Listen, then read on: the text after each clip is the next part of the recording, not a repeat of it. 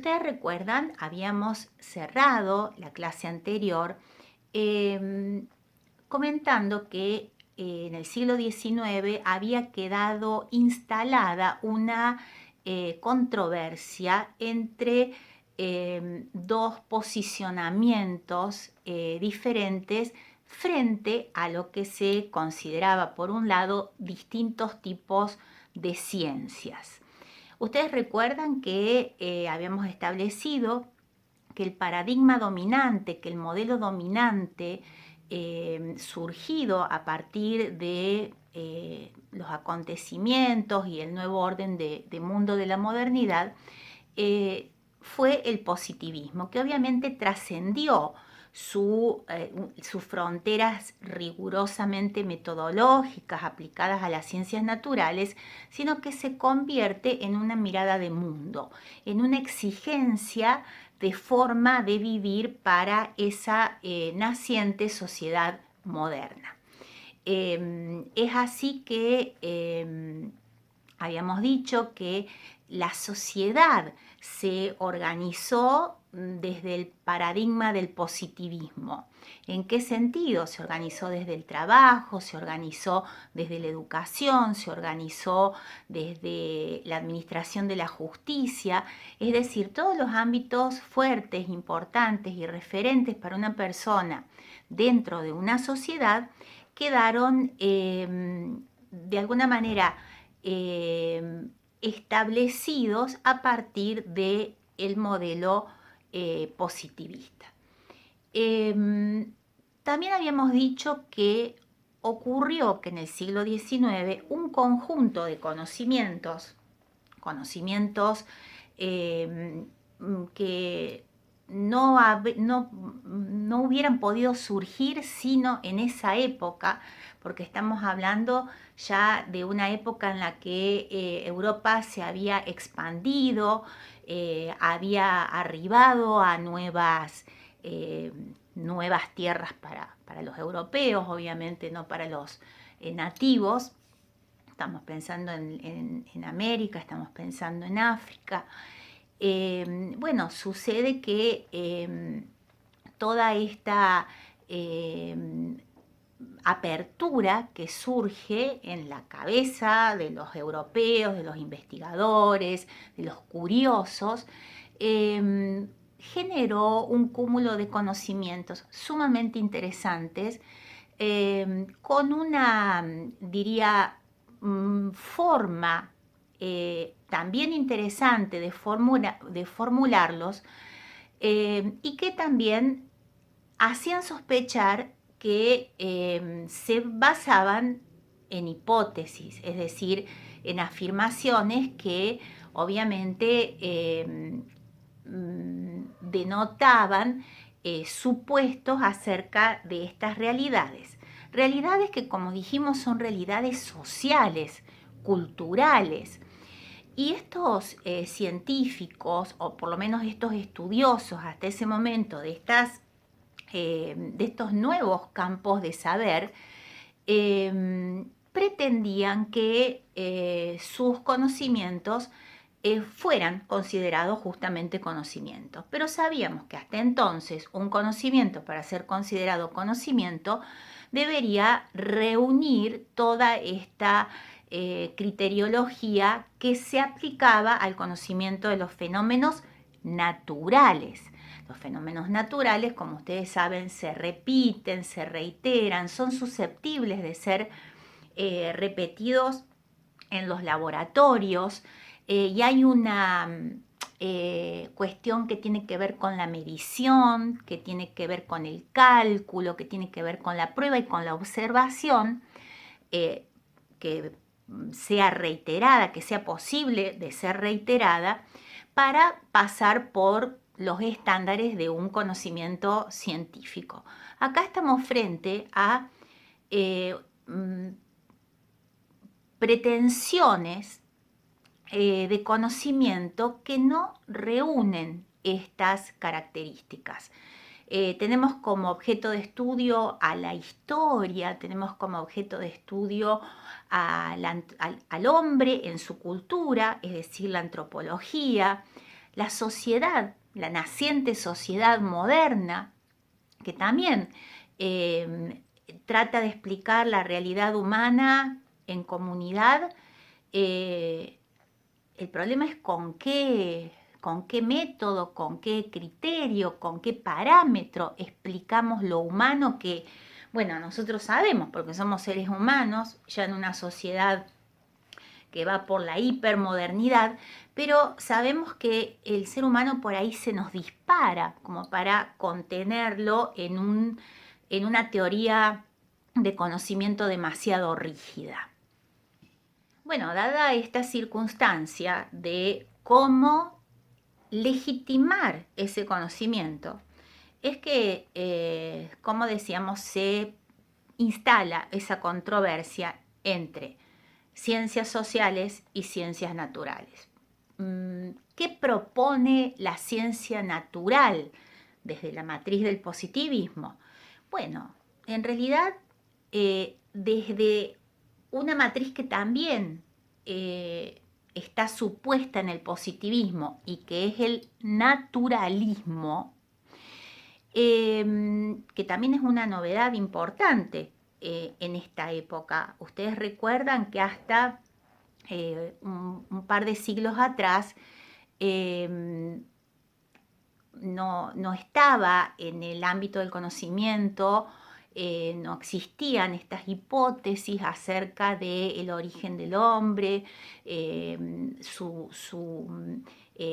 ascendencia de animales, digamos, menos complejos, y toda esta explicación que viene del evolucionismo.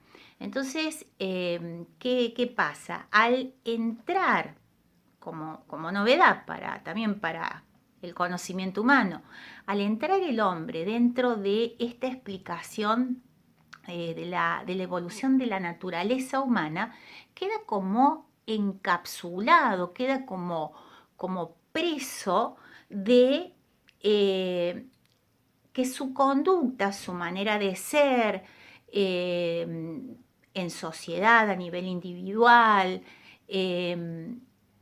desde el punto de vista de la historia, se pueda explicar de la misma manera que se explican la conducta de los animales. O sea, dentro de las ciencias naturales, ustedes saben que también siempre las hubo, existen las ciencias que se dedican a estudiar a los animales. Y bueno, creo que ya lo habíamos dicho en otra clase, así como tenemos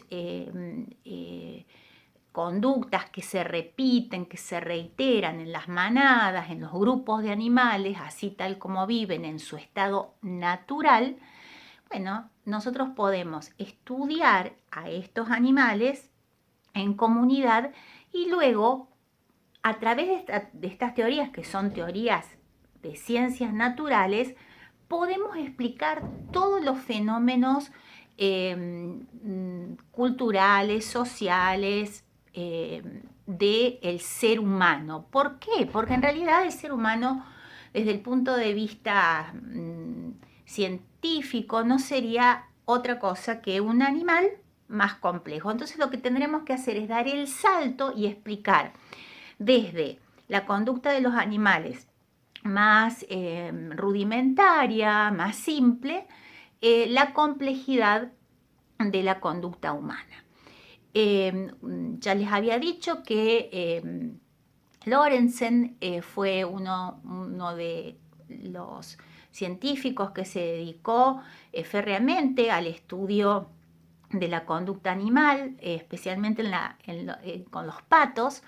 Incluso hay muchas anécdotas como que él se mimetizaba con los patos para ver si lo tomaban como sus semejantes. Bueno, hay historias así de color, digamos.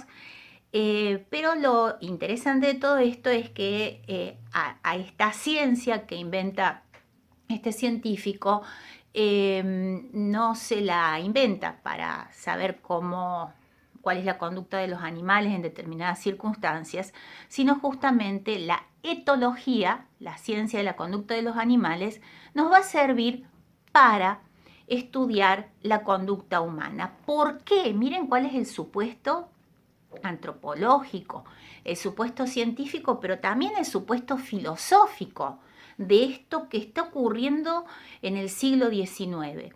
Es justamente entender que el hombre es un ser natural, como los monos, que son un poquito más complejos que los otros animales, pero como decía en alguna clase anterior, como las hormigas, como los patos, simplemente la evolución, ¿no?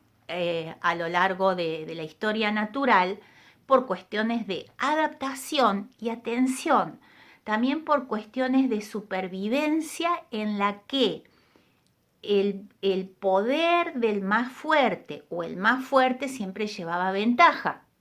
Entonces fue el que quedó permaneciendo en estados de naturaleza, pero de mayor complejidad. En el caso del hombre, bueno, por ejemplo, para suplir todo lo que le falta al animal.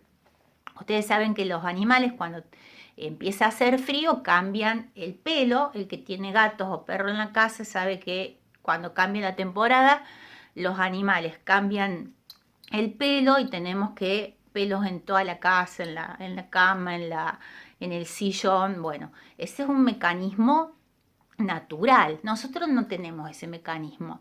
¿Qué hacemos? Cultura.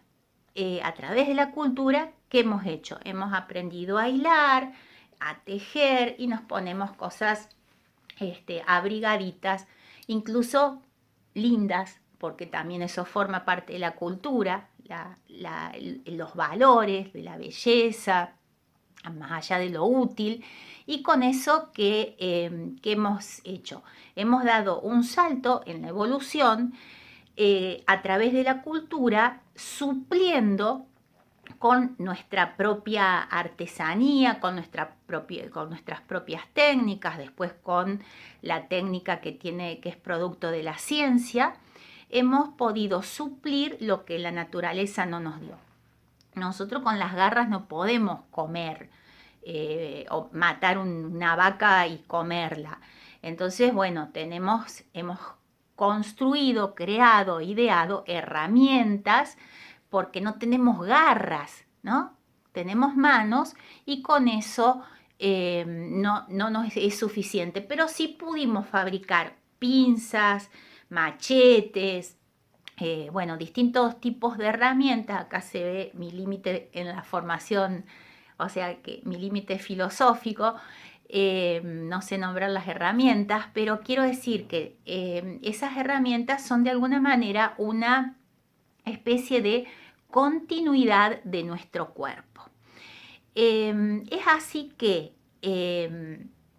las ciencias, las nacientes ciencias sociales, que como les decía la otra vez, aparecen con otro nombre, con el nombre de ciencias primero morales y después ciencias del espíritu, parece que tienen el destino de considerar a su objeto como objeto natural y instrumentar los métodos de conocimiento de su objeto, que es semejante a los objetos o los campos de estudio de las ciencias naturales, y a partir de ahí sistematizar el conocimiento y ahí sí legalizarse como ciencia. Bueno, yo en este punto no quisiera polemizar demasiado, pero hay digamos, un ámbito muy interesante para aquel a quien le interese la filosofía, la antropología, porque recuerden que nos están diciendo y se está tratando de fundamentar científicamente que el hombre no es más que un animal más complejo, cuando hasta hacía poco tiempo, bueno, se lo consideraba como el rey de la creación, se lo consideraba como un ser cualitativamente diferente. Cualitativamente quiere decir que el hombre tendría algo, aunque tenga cuerpo, aunque tenga órganos, aunque tenga vísceras, aunque digamos la parte orgánica sea igual o semejante a la de los animales, sin embargo se consideraba que el hombre tenía algo que lo hacía completamente diferente y que no podíamos decir que el hombre es un animal. Entonces, bueno, la pregunta que podríamos hacer filosóficamente dentro de la antropología filosófica es justamente esta, si somos solamente naturaleza, solamente naturales, o si hay algo que nos hace diferentes, que nos pone por encima de lo orgánico, lo orgánico más complejo. Bueno, esa es una discusión muy interesante y que incluso en algún año en los talleres de filosofía del PEAM lo hemos trabajado. Pero quiero dejar ahora de lado eso y hacer una breve referencia a cómo, no terminó, pero cómo continuó hasta cierto punto la polémica a la que hacía referencia. Es decir, cómo quedaron desde el punto de vista epistemológico, cómo quedaron desde el punto de vista epistemológico las ciencias del espíritu, que son las que hoy conocemos como las ciencias sociales. Se armó un lío, porque frente a este avance de las ciencias naturales, que quieren que para que una ciencia del espíritu sea ciencia, en primer lugar tiene que reconocer a su campo de estudio, a su objeto como natural, con otras complejidades, con otras características, pero natural. Y por otro lado, para que ese reconocimiento sea realmente válido, debe proponer una metodología que sea equiparable con las ciencias naturales. Este grupo de científicos, avalados por una escuela filosófica que yo les diría que como escuela filosófica nace en el siglo XX, pero ahí ya tiene sus orígenes bien definidos y que se llama la hermenéutica. Hermenéutica viene de Hermes. Hermes para los griegos era el mensajero de los dioses. O sea, Hermes era el que interpretaba los mensajes divinos y se los transmitía al hombre. Por eso lo de hermenéutica, porque sería algo así como la metodología o la disciplina de la interpretación. El fundador de esta propuesta, que va a ser muy controvertida con la positivista, es Dilthey. Dilthey es el que por primera vez establece lo que se llama la disputa del método. Y voy a ser breve en esto. Básicamente, Dilthey dice: hay dos tipos de fenómenos en la realidad: los fenómenos naturales y los fenómenos espirituales. Los fenómenos naturales, esos de los que hablamos hace mucho, ¿no? Que se repiten, que se pueden medir, que son de laboratorio, se explican porque no tienen una interioridad, algo, no tienen, en todo caso, no tienen intenciones, no hay nada oculto, no hay nada interior.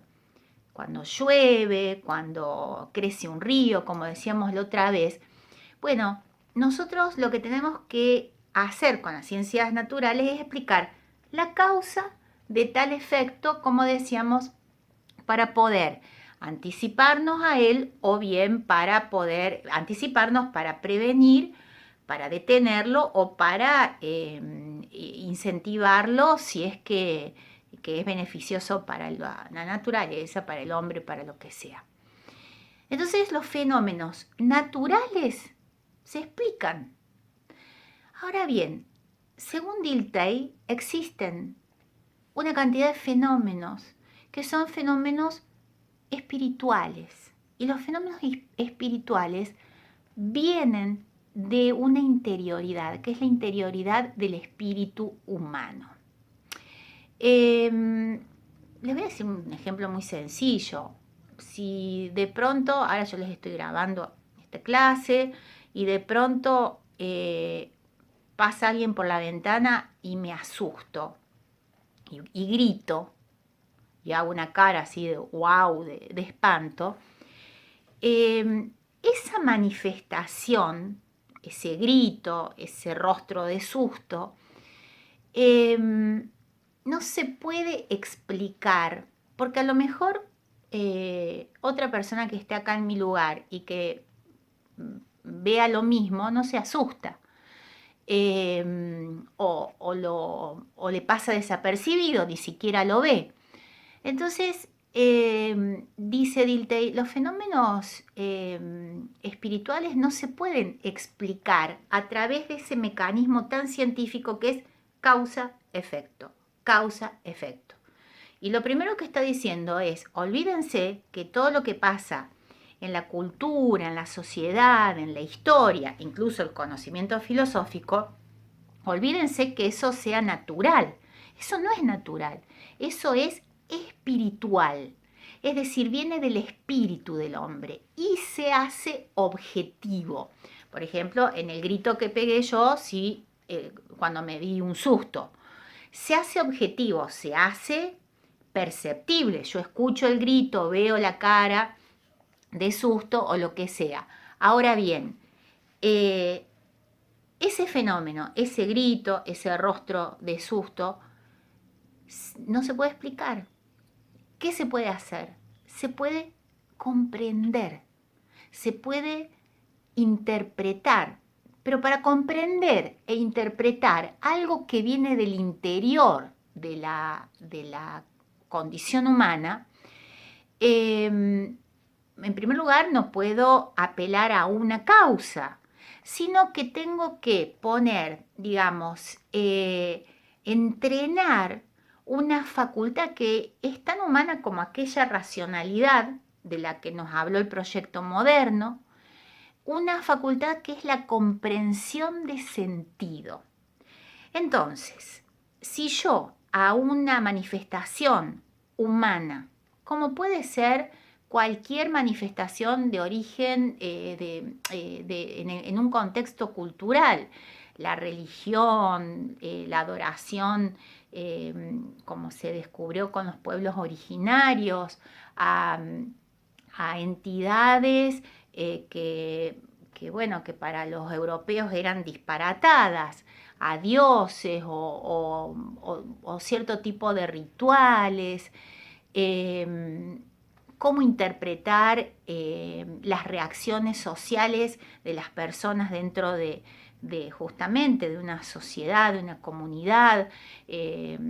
Ahora está pasando, ustedes saben que en Estados Unidos está pasando algo así como muy terrible a partir de la muerte de una persona negra, que hay mucha cantidad, hay mucha población negra en Estados Unidos y hay mucha discriminación y bueno, ahora en medio de la pandemia, en medio de un montón de cuestiones sociopolíticas, culturales, económicas, está todo muy ahí en un estado de tensión importante, justamente porque mataron a una persona, con lo cual el racismo afloró,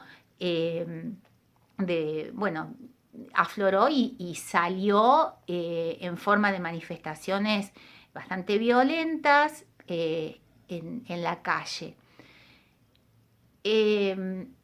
¿Cómo explicarlo a eso desde el punto de vista natural, desde el punto de vista del positivismo? Sí, te la podés ingeniar para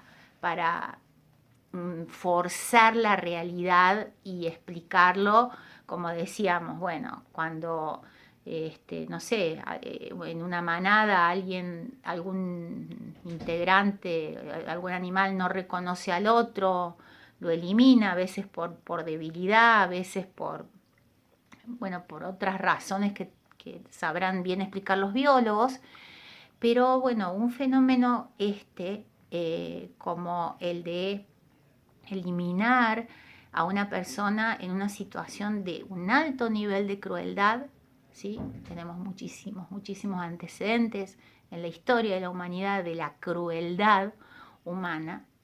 Dirían los defensores de las ciencias interpretativas, de las ciencias comprensivas, es decir, de las ciencias del espíritu, dirían que este fenómeno, como el que estoy contando, no puede explicarse, sino hay que interpretar el sentido. Y para interpretar el sentido necesitamos de un nivel de mayor complejidad, de instrumentos de mayor complejidad, porque todos los fenómenos sociales, culturales, no tienen una linealidad, es decir, no tienen ese orden de causa y efecto, no hay una sola causa, ni tampoco, o sea, ni en el cruce espacial ni temporal que pueda explicar este fenómeno, sino que hay una historia, hay una pluralidad de acontecimientos que nos pueden llevar a interpretar este hecho. Si yo digo a comprender este hecho, ustedes pueden llegar a pensar algo que yo no quiero que piensen, y que es comprender en el sentido de decir, ah, bueno, te comprendo, comprendo lo que pasó, tiene como una justificación. Por eso evito decir comprensión. Sin embargo, a las ciencias que se pusieron del lado de la hermenéutica, o sea, de las ciencias interpretativas, se les dice también ciencias comprensivas. Quizás no en el sentido coloquial en el que nosotros usamos la palabra comprensión, sino en el sentido de llegar a interpretar el sentido de un fenómeno. Obviamente que en el mismo caso que en las ciencias naturales, esta comprensión o interpretación del sentido nos tiene que conducir obviamente a poder generar, influir, impactar en esa realidad social.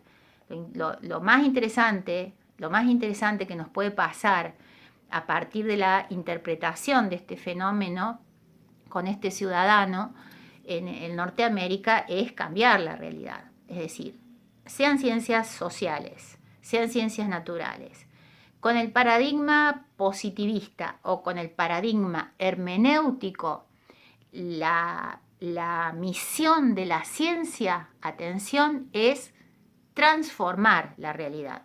Ojo que en esta transformación de la realidad no pensemos que todos son buenitos y que se quiere transformar la realidad para bien. La realidad se quiere transformar, y después en la próxima clase vamos a ahondar en esto. Se quiere transformar, yo les diría, solo excepcionalmente para bien. Por lo general se quiere transformar para que sirva a los intereses de quienes en ese momento tienen el poder, a los intereses económicos, políticos, de la manera que ustedes quieran pensar, pero por lo general la ciencia, sobre todo hoy, trabaja en función de la transformación de la realidad según intereses.